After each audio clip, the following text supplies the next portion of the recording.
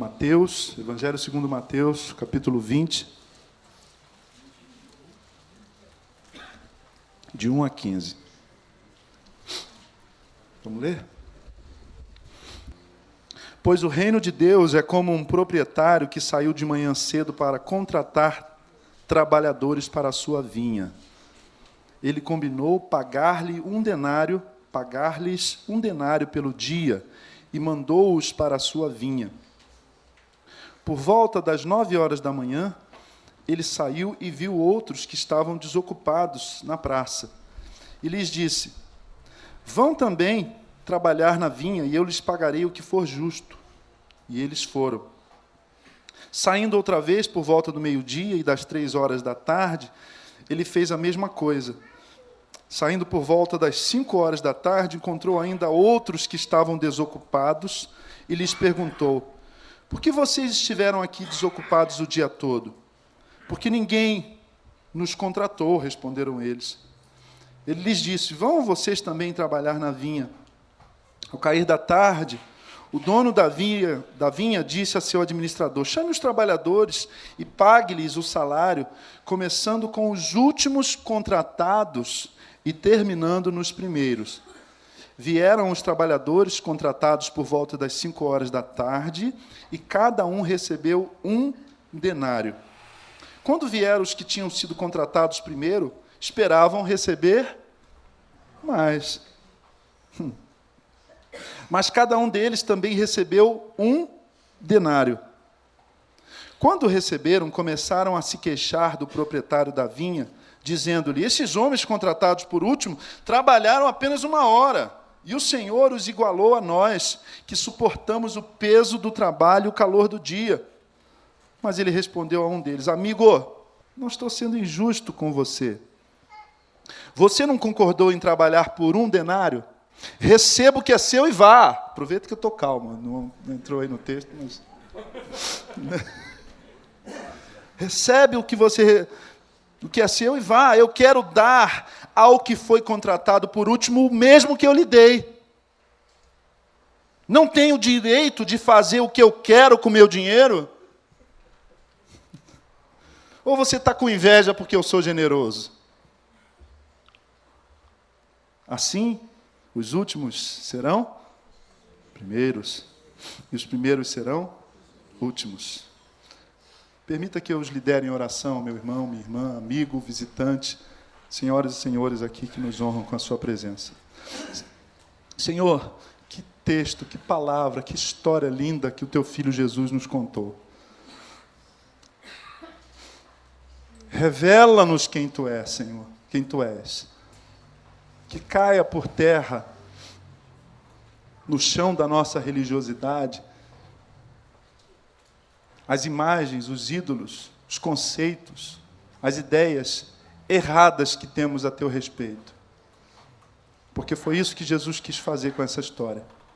Revelar-nos um pouco mais do teu caráter, que é santo, que é o caráter de um pai que é fiel. Revela-nos, Pai, mais de Ti nessa manhã. Oramos assim por causa de Jesus, e o povo de Deus diga amém. A transformação que precisamos e buscamos, você não quer mudar? Você reconhece que há áreas na sua vida, que há aspectos do teu caráter e da tua personalidade que precisam de mudança? Está tudo azul de bolinha branca com a imagem que você tem a seu próprio respeito? Você dá 10 em tudo para você? Hã? Como eu brinco às vezes, você faz a barba dizendo: grandioso és tu, grandioso és tu. Você é tão apaixonado por você que ainda acha que é correspondido? Fica se beijando no espelho? Eu não. Eu sei que eu não estou com essa bola toda. Não é que você pensa a meu respeito, não. É que eu penso a meu respeito. Um grande professor de homilética, Randall Robinson, um dos mais renomados professores de homilética, lá do Gordon Conwell, em Massachusetts, ele dizia, sempre que ele ia pregar, ou quase sempre, ele fazia a seguinte oração: Senhor, tem misericórdia de mim, Porque se as pessoas desse auditório soubessem a meu respeito 1% do que o Senhor sabe, não prestariam atenção a uma palavra do que eu vou dizer. Amém. Uma vez o Charles Haddon Spurgeon, príncipe dos pregadores, desceu do púlpito, depois de ter pregado um sermão extraordinário, como ele sempre fazia. E quando ele está descendo assim do púlpito, uma irmãzinha falou assim: reverendo, que sermão, que pregação, eu nunca ouvi uma coisa tão bonita, tão maravilhosa. Ele disse: irmã, eu sei, o diabo acabou de me falar a mesma coisa. A transformação que precisamos e buscamos requer uma revisão no modo como pensamos em Deus. Eu preciso de mudança. Eu preciso de transformação. Vocês sabem que eu venho do Rio de Janeiro, e entre o Rio de Janeiro e Niterói, né, a Baía da Guanabara, né, e aí a gente pode passar pela ponte Rio-Niterói, 13 quilômetros, e aí a gente pegava as barcas, né? Aí tinha um cara assim, com uma Bíblia, estava com uma Bíblia assim na mão, quietinho, e aí começou a travessia, né? Bem lento, né? Naquela época não tinha celular, a gente lia jornal. Tempo bom. Né? A gente estava ali lendo jornal, estava lendo um livro. De repente, aquele homem ficou de pé, foi para frente, todo mundo abriu a Bíblia e começou a dizer: eu estou aqui em nome de Jesus.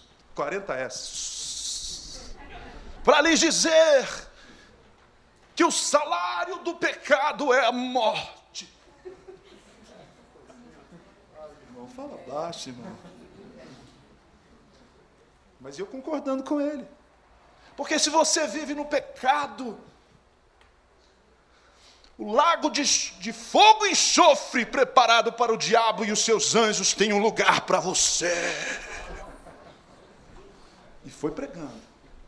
E eu fiquei numa crise, porque ao mesmo tempo que eu concordava com ele, eu ficava constrangido, porque tinha uma placa assim: é proibido venda de... Sabe aquele negócio? Eu poderia estar roubando, poderia estar mentindo, matando, mas estou aqui trabalhando honestamente, compre uma balinha. Então, não é proibido venda de qualquer produto, de mercadorias, e é proibida a pregação e o proselitismo de qualquer confissão religiosa. Uma placa bem grande, o irmão na frente da placa.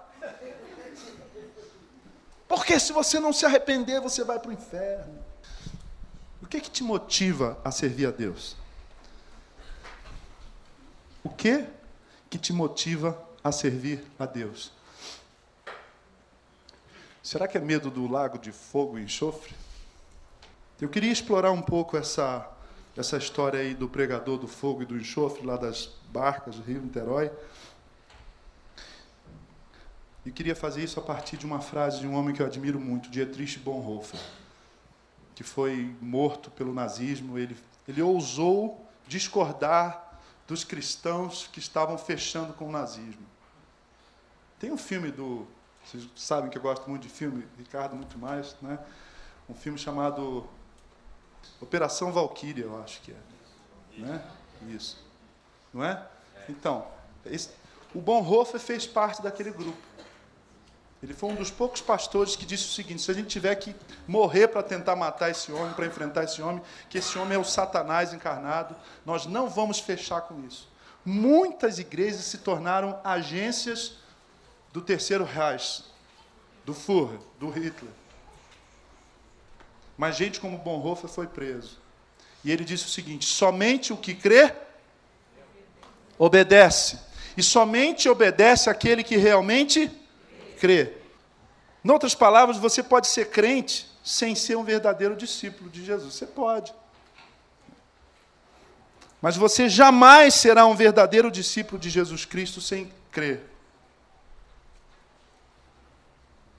Ou se você crer de verdade em Jesus, você obedecerá de verdade a Jesus. Mas por que é que a gente obedece a Jesus Cristo?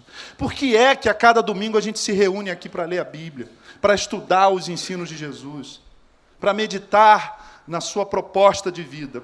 O que te motiva? Qual é a tua motivação? Você sabe que motivação é uma palavra muito importante. Por exemplo, para a pedagogia. Nós temos vários pedagogos aqui.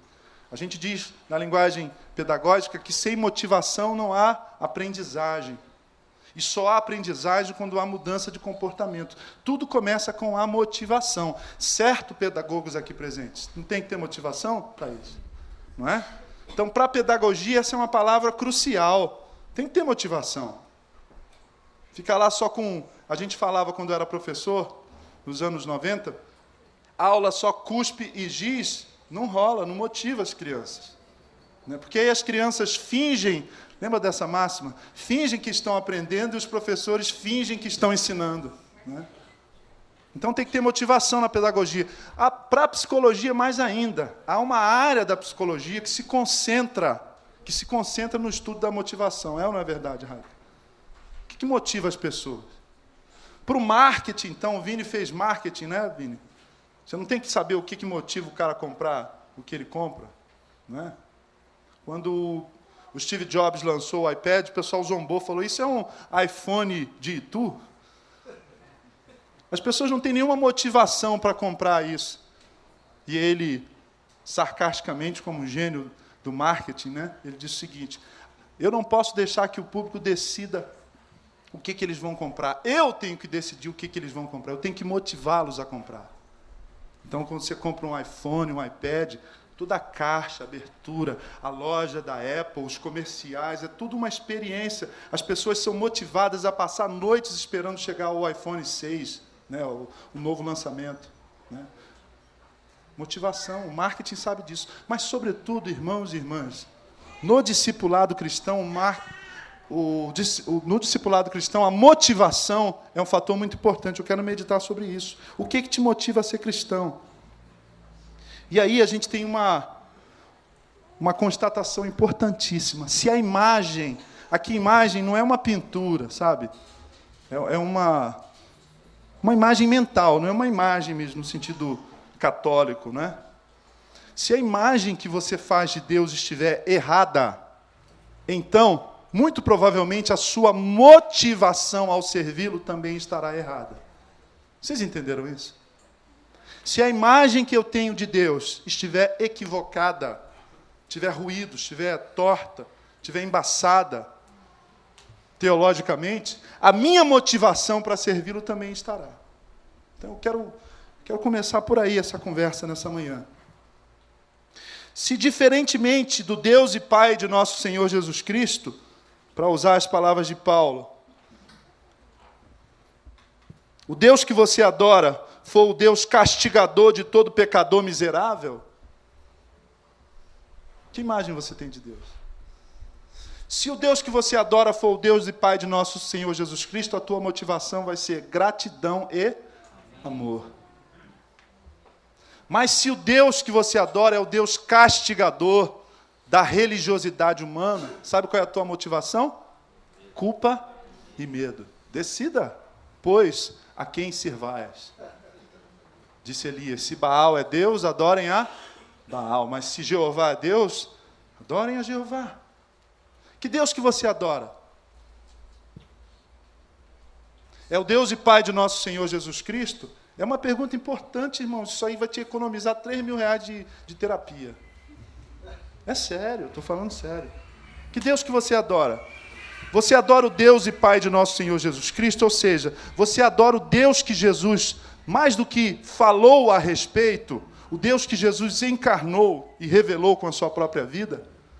Você quer saber como é que é Deus? Olha para Jesus. Você quer saber como é que é Jesus? Leia os evangelhos.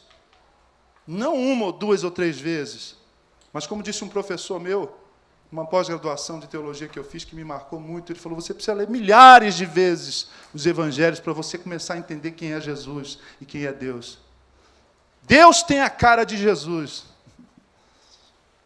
O teu Deus tem a cara de Jesus ou tem a cara do teu pai? O teu Deus tem a cara de Jesus ou tem a cara do padre que fez com você o catecismo e a primeira comunhão? O teu Deus tem a cara de Jesus ou tem a cara do teu pastor? Se o Deus que você adora é o Deus e Pai de nosso Senhor Jesus Cristo, então a tua motivação, não é, amado ali, vai ser gratidão e amor. Semana passada nós falamos, citando o grande teólogo Karl Barth, não é teu pai, presente ou já falecido, com quem você tem relação, mas ou então estremecido, distante, porque se separou da sua família, porque foi embora. Não é seu pai biológico que tem que ser para você uma imagem de Deus. É Deus que tem que ser uma imagem para a gente do que é ser pai. Porque Jesus de Nazaré disse que ele já tinha essa relação de filiação, e o pai de Jesus, o Deus Pai, já era pai dele antes da fundação do mundo. J.I. Packer, teólogo reformado anglicano, evangélico, ele diz o seguinte: Deus, Pai, é o nome cristão para Deus. Sabe como é que os cristãos chamam o Criador dos céus e da terra? De Pai. A gente chama Deus de Pai, foi assim que Jesus nos ensinou, não é? Agora, se o teu Deus for o Deus castigador, a sua motivação vai ser culpa e medo. Quantas vezes você já veio para um culto dizendo: pô, mas tem 2 domingos que eu não vou. O que vão falar de mim? Né? Pois tem 3 meses que eu não contribuo com a minha igreja, não dou dízimo. Pô, será que Deus vai pesar a mão em mim? Sabe o que Paulo falou aos Coríntios? Ele disse algo fundamental. Ele falou: eu posso entregar meu corpo para ser queimado. Você já deu um dedo? Paulo disse o seguinte: se você falar assim, eu queimo meu corpo para a glória de Deus, mas se isso não for por amor, se isso não for amor, isso não vale nada. É um ruído. O que te motiva a servir a Deus? A gente desistiu aqui, o conselho pastoral, o colegiado pastoral, de ficar cobrando: Jonathan, vem para o culto, Jonathan. Tem 3 domingos que você não vem, Jonathan. A gente desistiu de ficar fazendo conta, dizendo: olha, gente, nós temos 300 membros se a gente considerar as crianças, então esse valor que a gente tem de orçamento não corresponde. Por favor, a gente desistiu disso. Sabe por que Jesus não subscreve isso? Você já notou que todo mundo que disse assim: bom mestre, eu quero te servir, quero te seguir, quero ser teu discípulo, já leu isso nos evangelhos? A gente precisa ler a Bíblia, irmãos. Todo mundo que chegou para Jesus e falou: eu quero te seguir, meu mestre, não seguiu a Jesus. Sabe por quê? Porque estava com a motivação errada. E quando Jesus apresentou o sine qua non, os terms and conditions, sabe quando você vai instalar um software? Que aí você baixa, você clica lá no executável, aí aparece, você aceita os termos, aí você não lê, leia primeiro. Então, Jesus também tinha os terms and conditions. Você quer me seguir? Então é o seguinte, ó. Você não pode amar mais teu pai, tua mãe. Você não pode amar mais nada do que a mim. Você tem que negar a si mesmo. Eita, trem difícil esse, irmãos. Negar a nossa própria vontade. O Chesterton, jornalista inglês do século XIX, G.K. Chesterton, ele foi romancista, foi sociólogo, um cara genial. Ele diz o seguinte, que verdadeiro cristão é aquela pessoa que consegue ser desagradável a si mesma. Mas ainda há um outro ídolo, pior do que esse, o Deus castigador da religiosidade humana. Um outro ídolo que você pode estar adorando por culpa e medo, um ídolo que, se você conseguir agradar, ele lhe dará muito dinheiro no bolso, saúde para dar e vender.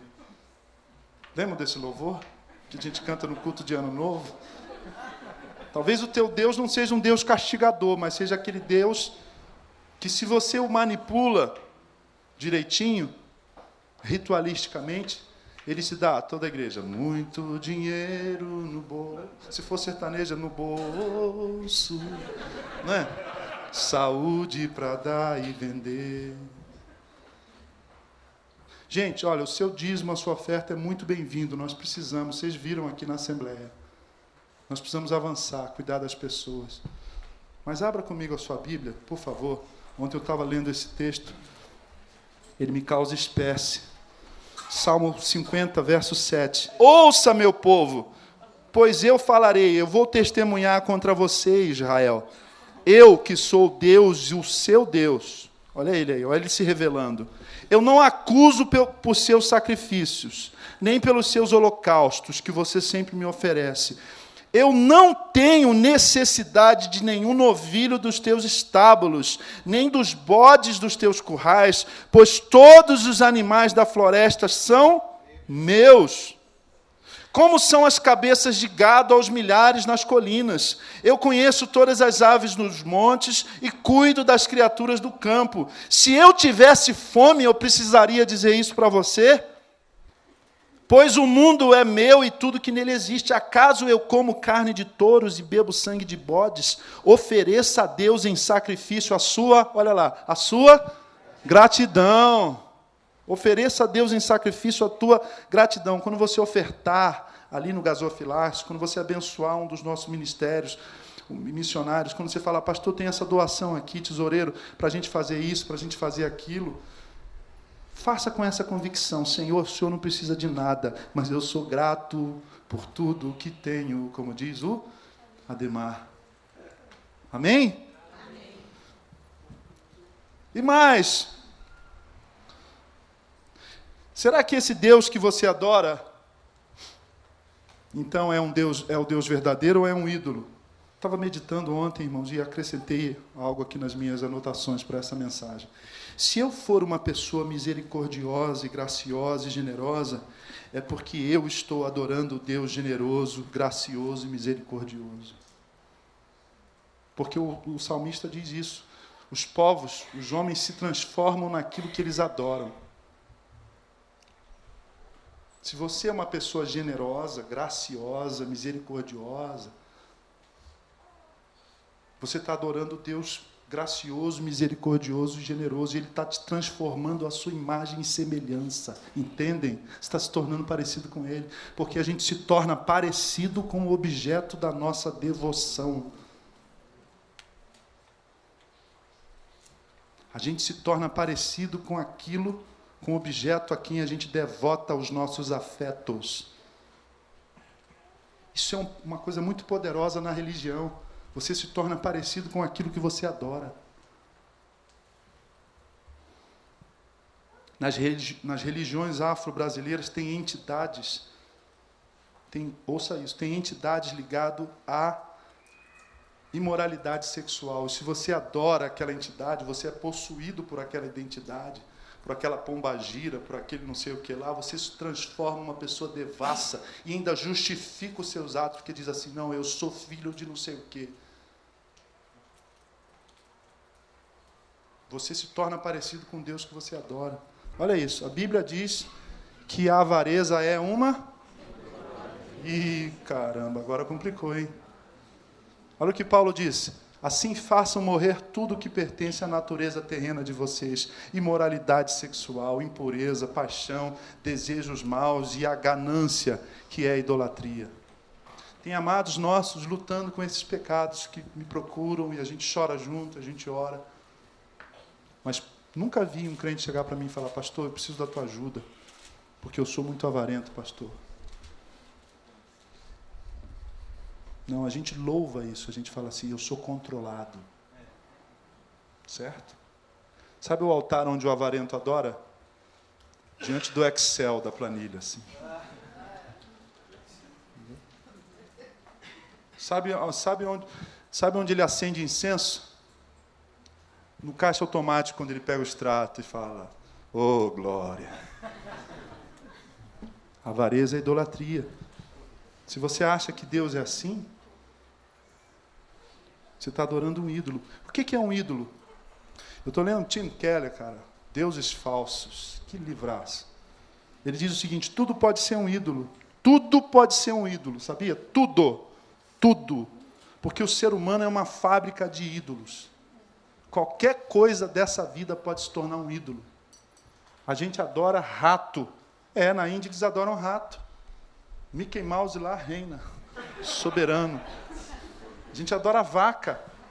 A gente adora pessoas. A gente adora relíquias, pedaços de osso. A gente adora, a gente adora, a gente adora, a gente adora.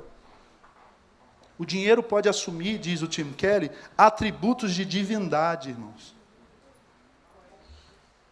Por isso que Jesus disse, vocês vão adorar a Deus ou a Mamon? O que ele está dizendo é o seguinte, vocês vão adorar a Deus ou a esse Exu aí das riquezas?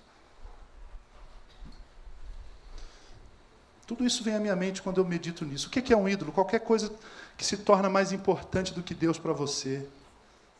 Qualquer coisa que captura mais o seu amor e a sua atenção do que Deus.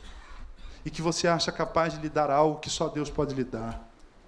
Qual é o Deus que você adora e com que motivação você adora esse Deus?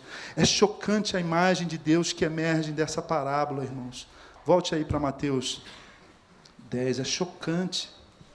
Um Deus generoso, capaz de dar às pessoas muito mais do que elas merecem.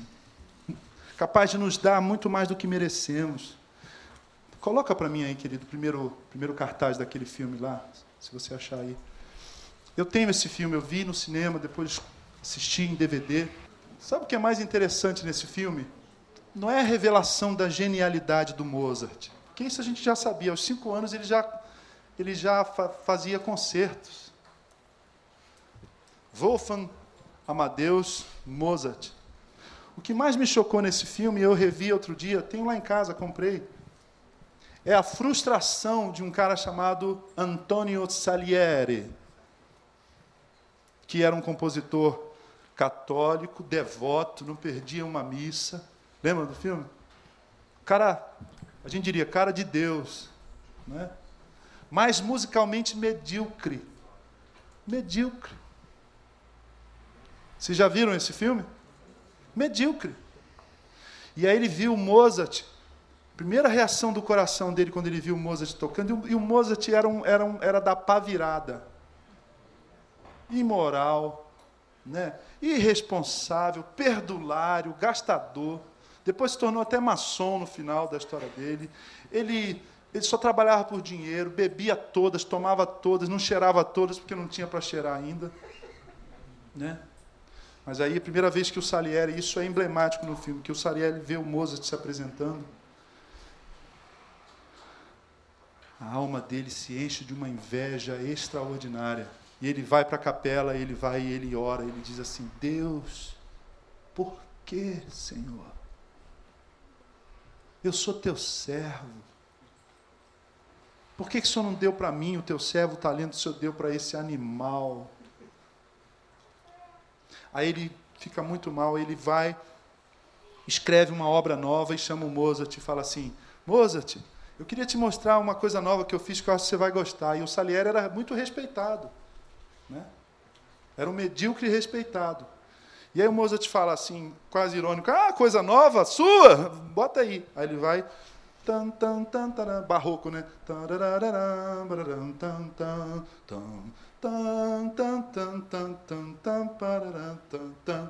No cravo, e Mozart olha assim, bonitinho, hein?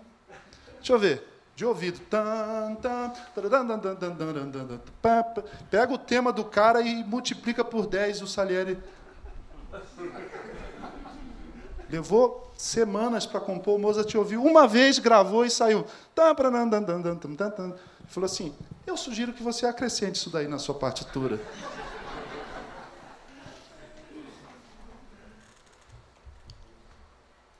Olhando para a parábola, quem é o Salieri? O cara que chegou 5 horas. Não, o cara que chegou 9 horas da manhã. Aliás, chegou antes, né? Chegou antes e ficou lá esperando. Quem é o Mozart? 5 horas e ainda morcegou, né? Sabe aquele funcionário que fica morcegando? Só faz aquilo que você manda?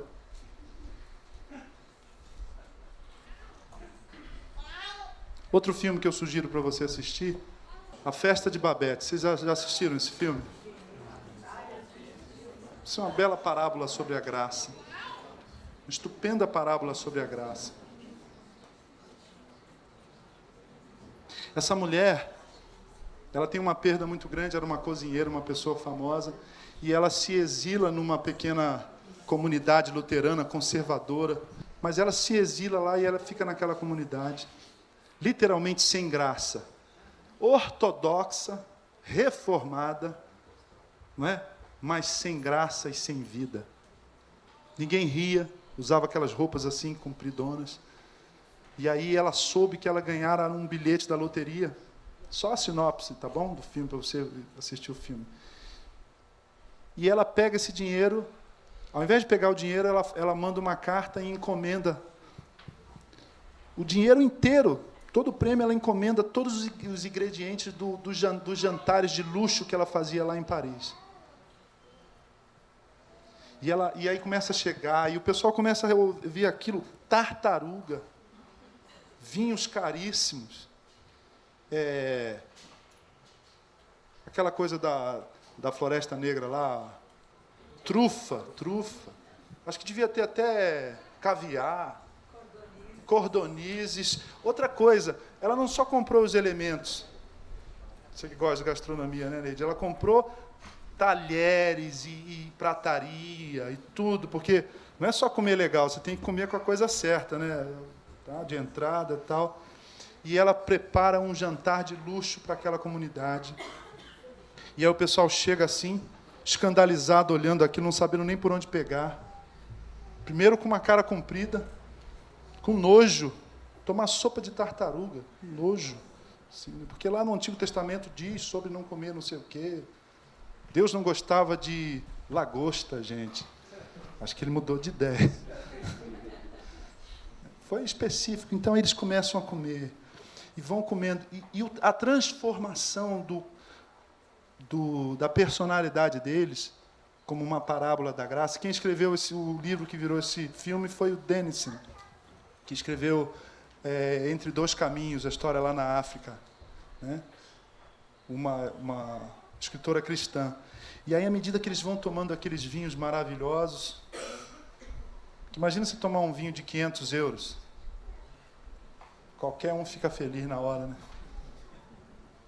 E aí, tomando aquela coisa toda, e aí as pessoas começam a brindar e a celebrar, e muda aquele clima todinho, uma festa maravilhosa. Eles não tinham noção do que eles estavam comendo e participando, nem do preço, nem do valor. A não ser por um general que estava lá. Quando ele pega o vinho, ele fala assim, não acredito, esse vinho aqui é caríssimo. Não acredito, essa é a melhor sopa de tartaruga que eu já provei na vida. Só na França, só em Paris.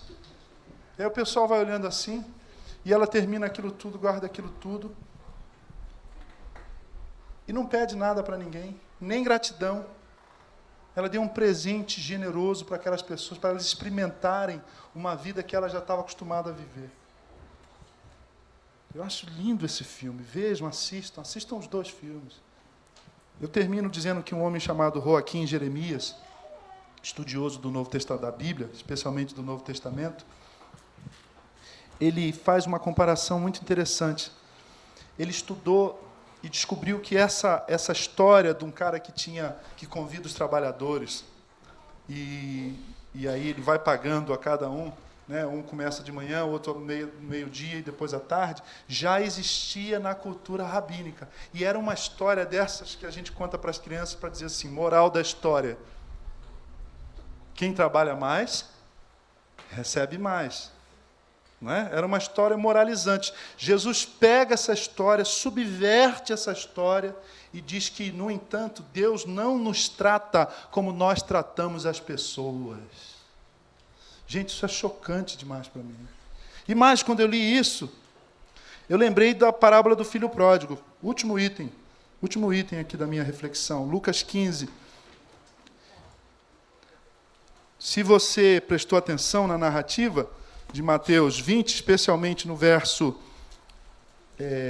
12, quando os trabalhadores dizem assim, quando o receberam, começaram a se queixar do proprietário da vinha, dizendo, esses homens contratados por último trabalharam apenas 1 hora, e o Senhor os igualou a nós, que suportamos o peso do trabalho e o calor do dia. Esse discurso de que, não, isso não está certo, a generosidade não está certa, a graça não faz sentido.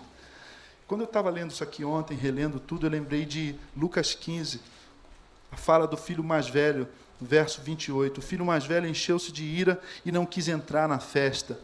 Então seu pai saiu e insistiu com ele, mas ele respondeu ao seu pai, olha, eu tenho todos esses anos trabalhado como escravo ao teu serviço. Lembra do que eu falei da minha proposição teológica? O que te motiva a servir a Deus? A imagem que você faz de Deus vai influenciar na tua motivação ao servi-lo. Qual era a motivação do filho mais velho? Se eu trabalhar mais, minha minha herança será maior. Só que o filho mais velho já tinha uma herança maior. Eu nunca tinha atinado para isso. O coração daquele moço era avarento. Ele já tinha uma herança dobrada, estava escrito no Código Mosaico. Tanto que quando... Olha só o que ele diz. Eu tenho trabalhado como um escravo e você nunca me deu nada. Ele era tão avarento que ele falava assim, não vou fazer isso não, vou matar esse cabrito não. Tem que guardar isso para uma outra hora. Não foi o pai que o proibiu de celebrar, foi a sua avareza e a sua motivação de parecer certinho para o pai. E o texto de Lucas 15 continua assim. Mas quando volta para casa, olha o detalhe, irmãos. O pessoal diz aí na literatura que o diabo está nos detalhes. Eu digo o contrário, Deus está nos detalhes. Olha só. Mas... Verso 30, para a gente fechar. Quando volta para casa leia comigo, esse teu, ele não fala esse meu irmão. Ele já tinha matado o irmão na mente dele. O que ele diz no restante? Que gasta o quê? Os teus bens, a minha herança ele não mexeu não, meu pai. Ele gastou o que você deu para ele. Problema teu com ele. Que psicologia Jesus expressa aqui, não é, Rai? Pô, mas aquele cara veio todo torto aqui para a igreja. Meu cunhado é um verme, Deus. Olha pro... Irmãos, a gente precisa olhar para o nosso coração. Primeira coisa que eu disse no início, para a gente experimentar a transformação que Deus deseja que experimentemos, nós precisamos rever o que pensamos a respeito de Deus e a respeito da gente mesmo. Mas esse é o Deus da Bíblia. Esse é o Deus da Bíblia, o Deus e Pai de nosso Senhor Jesus Cristo. Ele faz o sol nascer sobre justos e injustos. Tem crente, sim, que fica doente. E tem ímpio, sim, que morre de velho. Mas tem crente, sim, que morre de velho também. Isso não é problema meu, isso é problema de Deus. Isso é God's business. A gente não quer deixar Deus ser Deus, irmãos. A gente não quer deixar Deus ser Deus. Você quer adorar o Deus e Pai de nosso Senhor Jesus Cristo? Então admita que Ele é um Deus generoso. Deus é generoso. Deus é generoso. Deus é generoso. Sabe o que o Henry Nouwen e o Tim Keller concluem? Eles olham para uma coisa que a gente nunca olhou. Esse título, A Parábola do Filho Pródigo, não foi Jesus que deu, sabia disso, né? Em nenhum momento Jesus usa o termo pródigo. Isso foi alguém, quando a Bíblia foi sendo editada, nas nossas versões modernas, que colocou esse título. E eu sempre achei que pródigo, eu sempre achei que pródigo significava rebelde. Não é? Esse cara é um filho pródigo. O que eu queria dizer com isso? Ele é ingrato, não é? Ou então um filho que vai embora. Pródigo quer dizer alguém que vai embora, alguém que é ingrato. Mas a palavra pródigo quer dizer perdulário, esbanjador. Alguém que pega uma riqueza, algo de muito valor e gasta. Nesse sentido, tanto o Nouwen quanto o Tim Keller dizem o seguinte: Deus é pródigo, porque Ele esbanja com gente que não merece a sua graça e a sua glória. Number one, myself. Começa por mim. Paulo diria isso, dos pecadores eu sou o principal. Por que Deus tem desperdiçado tanta coisa comigo, irmãos? Eu não sei. Problema de Deus. Eu não sei porque Deus continua te amando. Problema de Deus. E eu não sei porque não há nada que eu faça para Deus me amar mais do que Ele me ama, ao contrário do filho mais velho. E não há nada que eu faça para Ele me amar menos do que Ele me ama. É escandaloso isso, não é? É o Evangelho. Que Deus que você adora. Ah, pastor, mas Deus é juiz. Sim, Deus é juiz. Agora leia a Bíblia como um todo. Eu vou falar isso daqui a 2 domingos sobre a ira de Deus, A gente acha que Deus é irado, né? Deus não é irado, Deus fica irado. Porque o salmista diz que a sua ira só dura um instante. Se Deus fosse irado, eu não estava aqui falando de Deus nessa manhã. Eu queria que você tivesse a oportunidade de renunciar aos ídolos que você tem e que você chama de Deus. Um Deus castigador do pecador miserável. O Deus que você pode comprar com as suas moedas. São ídolos, irmãos. Nós somos idólatras. Nós não adoramos imagens de deuses, mas nós adoramos uma imagem de Deus que não corresponde ao Deus que Jesus revelou. Por favor, releiam os evangelhos. Releiam os evangelhos. A imagem que Jesus nos dá de Deus não é de um Deus bobo. Não é de um pai bobo, mas como disse o Eli, é um pai que é tão amoroso que precisa ser levado a sério. Feche os teus olhos. Se o Espírito dele, o Espírito Santo tocou no seu coração, faça a seguinte oração comigo agora. Senhor Deus, eu confesso que tenho sido idólatra. Eu tenho adorado outro Deus ao invés do Deus e Pai de nosso Senhor Jesus Cristo. O Deus da minha fantasia religiosa. Um Deus que ao invés de ter me criado a sua imagem e semelhança, é um Deus que eu crio a minha imagem e semelhança. Mas eu quero quebrar esse ídolo nessa manhã, Senhor. Eu quero destruir esse engano. Eu quero desmascarar Satanás. E eu quero me converter dos ídolos para o Deus vivo. Que eu adore somente o Deus e Pai de nosso Senhor Jesus Cristo. E que essa adoração me transforme à semelhança dele. Para a tua glória, Senhor. Para a tua glória, Senhor. Para a tua excelsa e eterna glória. Amém. Aplauda o Senhor e a sua palavra nessa manhã.